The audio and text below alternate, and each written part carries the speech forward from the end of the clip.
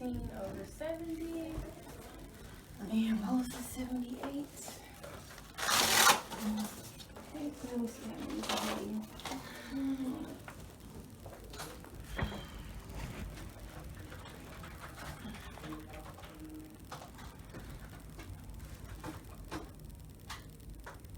That's her OB, right? That's her OB. Yep. 20 here as well. Yeah, I got the same appointment time. Oh. Okay. So it shouldn't be too much longer. Maybe another 10, 15. Okay. Okay. I'm gonna seat back out in the way. Oh, how are y'all? Good. Growing little by little. You feeling okay? Yeah, I'm good. Not too nauseous or heartburn? Yesterday I feel heartburn, and then the other day, I don't know if it is cramp or Where is it? Like where do you feel contraction it? at the back here, and then Would here. you be experiencing contractions right now? Yeah, Braxton Hicks. Which kind of can feel like a very mild contraction because your belly is hard.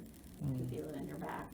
But usually it's irregular, like maybe you have a few, like when I say few, like, I don't know, 3 in a day or something like that. It's not usually something that you have regularly, like, you know, you can look at your watch and say, okay, every 20 minutes I'm having one. But because the other day I helped him to assemble the crib, but I did not carry heavy things since I know that's not allowed. Every like 15 to 20 minutes, my back aches, and then I need to lay down. Yeah. That can just be also muscle spasms. You know, like your center of gravity has changed, so maybe things that before wouldn't have caused you back pain now do cause you back pain because all this extra weight is on your lower spine. So I wouldn't worry about that. But yeah, I mean, your body's telling you, I need you to take a break, you know, and you're not a big person either, so there's... I'm not done with my ultrasound. You have an ultrasound today? Not, Yeah, we had one. have a We had scheduled at 11. Today? Yes. Oh, they're that behind? Yeah. Oh dear, okay. Just make sure when you go back there that they know you came back. Yeah, we checked in for both of them. Okay. So. Well, just a reminder, they'll, I mean, it's not a problem because they know you're over here, but just so they know. Fortunately, with like the summer, I feel like they get even more behind because people are on vacation. And I think it's really busy back there. Let me just look at your last one. So 32 weeks and 4 days, you're officially in your 8th month.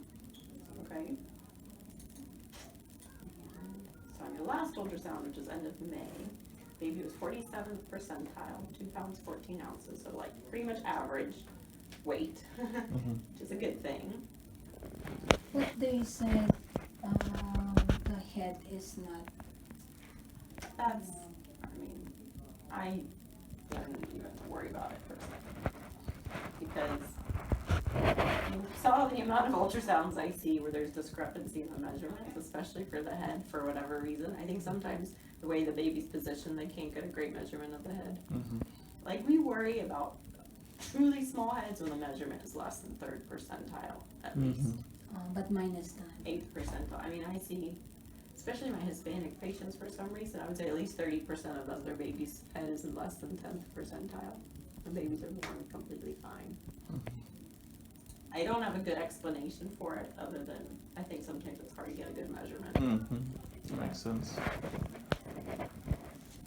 I mean, the ultrasonographer has to put what they see, so like, and for them, like, any like discrepancy, like they have to, you know, say, oh, you had one measurement that was this and the other that was this. But I see it so commonly. At least when it's a head, I guess it's different when it's the stomach. The stomach I do take seriously because there can be different things that can affect the stomach's growth. Your baby's stomach was on the 37th percentile. Fine.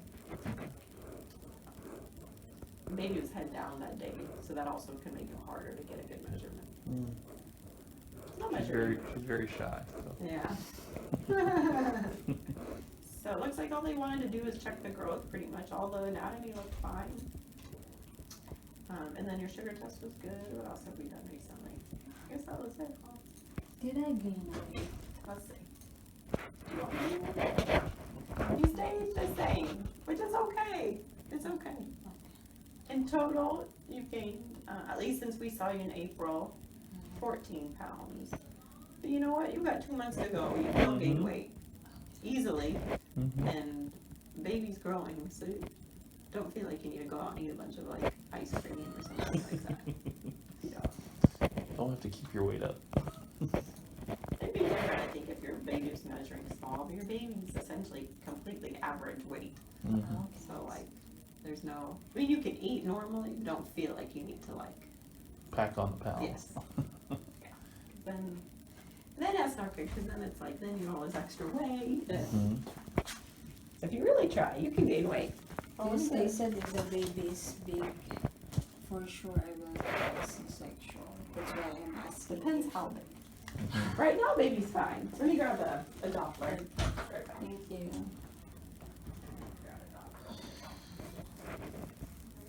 There should be one in there. They just got it.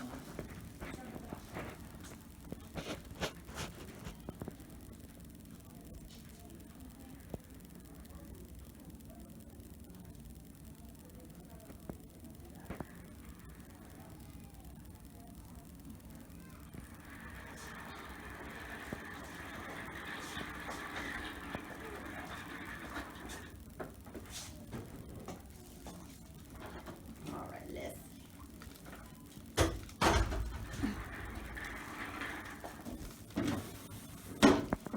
You know, it's pretty amazing how much the pelvis can kind of expand when you're pregnant. So, you know, like sometimes there's babies that you think are like, oh, this might be tough, they come out no problem. But yes, up to a point, obviously. Yeah. The body can only do so much. But that's more like in women who are diabetic. Things that make babies grow unnaturally large. Just worried because it's my first, so I wanted to make sure. Just an 8-pound baby came out of me. His head was in the 95th percentile. Oh wow. So he had a big old head. But the bones in that baby's head actually are not fused like ours, so they overlap. And so what it does is allow the baby's head to become a lot smaller as it comes out. They fuse, I forget exactly when they start to fuse. But so that's nature's way of essentially making it possible for us to actually have babies where we're dying. Because if the head was fused, there's no way it would fit. Pretty incredible. Yeah, it is. What's the size? 31.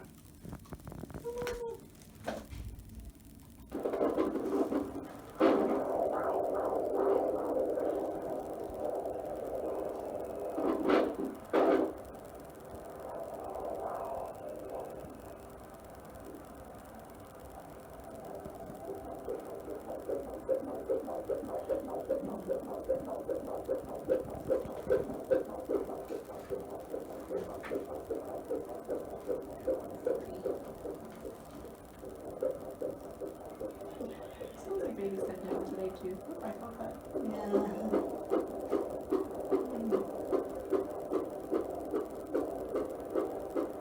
Looks great. So who knows, maybe your baby will stay head down from here on out. They sometimes flip. Usually the head gets so heavy, they just kind of stay this way. Then you get kicked in the ribs. I think it's better than the bladder if you ask me, based on personal experience. Yeah, she was having problems with her lungs, like breathing. Yeah, so a couple of things happen. One is you literally don't have as much space for your lungs to expand because your uterus starts to, your ribs are here, so your lungs can't open up as much. But when you're pregnant, you actually retain more carbon dioxide, and by that happening, it gives you the sensation that you actually are out of breath. So nothing can change that. Sometimes, like, the best you can do is literally open, make some room by lifting up your arms, but it just makes your lungs kind of have a little bit extra room. But yeah, there were days where I went one flight of stairs and it was like, you're out of breath. You can't even and it feels horrible because you're like, but it is normal. And there'll be days where maybe it's worse or better than others. But yeah, when you don't have a lot of room from here to here, it just naturally happens too. And just as long as the baby, if you carry your baby high, or some women do, yours is kind of average, it won't bother you a lot. But then when your baby drops, all of a sudden it's like, oh, you get a little extra room. It's actually really nice. Yeah. I wouldn't say it was very easy, huh? It amazes me people used to do this like 11 times, 12 times. Yeah, that is amazing actually.